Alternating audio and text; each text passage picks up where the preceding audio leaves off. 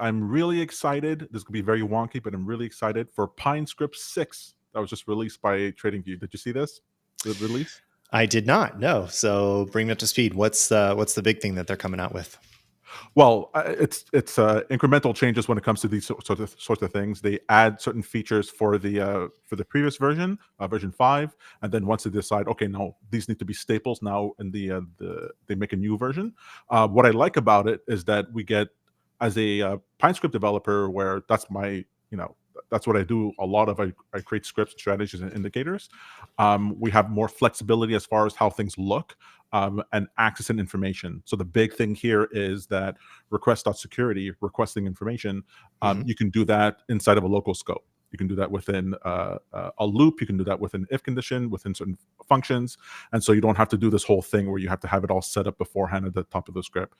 So it allows for flexibility. You can change the context throughout the script, which means we can do a lot more interesting, dynamic, cool pulling of information from other tickers to use within your strategy.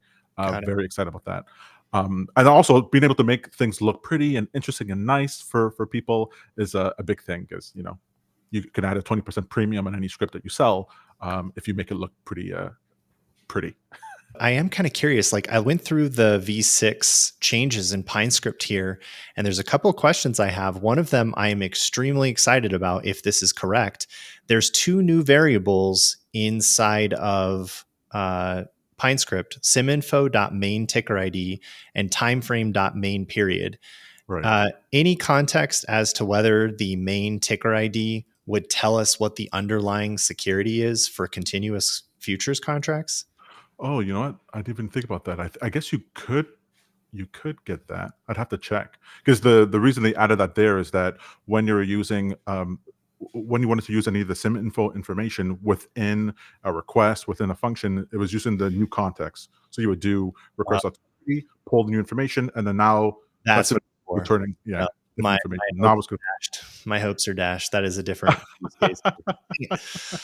That's been like the most common frustrating support ticket we get, is whenever there's a rollover from the front contract to the next contract on continuous futures.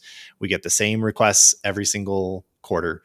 How come you guys are trading the wrong symbol? Well, because our rollover is different than TradingView's rollover. But if TradingView would just give us the placeholder for what the underlying symbol is, then you can just hard code that into your alerts, and then all is solved. But they don't. They still don't have that. I think I could write a function that'll figure that out. With the If you could work some magic, Tom, I would be very, very impressed, because I've been working on that problem for over a year and it still doesn't exist. I've reached out to their support. They said they'd put it on the backlog.